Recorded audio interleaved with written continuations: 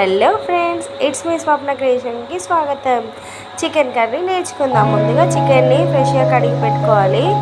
అందులో మెంతి, పుదీనా, మిర్చి, ఆనియన్ ముందుగానే కట్ చేసి పెట్టుకోవాలి. ఒక బౌల్ తీసుకొని అందులో ఆయిల్ పోసి ఆయిల్ హీట్ అయ్యాక ఉల్లిగడ్డ, పచ్చిమిర్చి వేసి మంచిగా వేయించుకోవాలి. తర్వాత కొంచెం మెంతి వేసుకొని పచ్చివాసన పోయే వరకు వేయించుకోవాలి ఫ్రెండ్స్.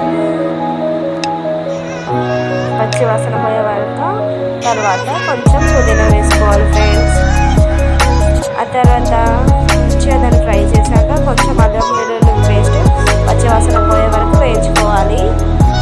ఇందులో కొంచెం పసుపు వేసి మంచిగా వాసన పోయే వరకు వేయించుకొని చికెన్ని మంచిగా ముందుగానే కడిగి పెట్టుకున్న చికెన్ని అందులో వేయించుకొని నీసు వాసన పోయే వరకు దాన్ని మంచిగా కలగాలి ఫ్రెండ్స్. ఆయిల్లో మంచిగా ఫ్రై కావాలి ఫ్రెండ్స్. లేదంటే కొంచెం స్మెల్ వస్తుంది, తర్వాత టేస్ట్ బాగుండదు ఫ్రెండ్స్. దీనికోసం మసాలా ప్రిపేర్ చేస్తాను. అందులో ఒక 2 టమాటా, ఆనియన్, కొంచెం పుదీనా, లవంగాలు, ఇలాచి, కొంచెం కొబ్బరి ముక్క వేసుకొని కొంచెం గ్రేవీ కొంచెం బాగుంటుంది ఫ్రెండ్స్. ఇది మొత్తం మిక్సీ పట్టాలి.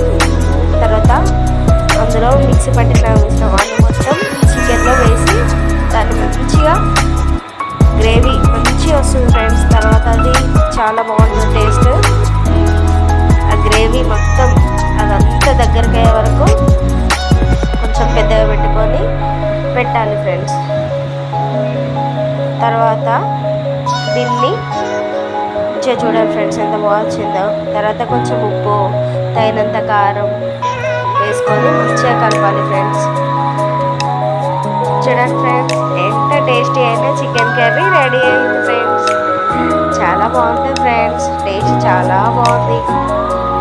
చూడండి ఎంత బాగుందో, టేస్ట్ అయితే చాలా బాగుంది ఫ్రెండ్స్.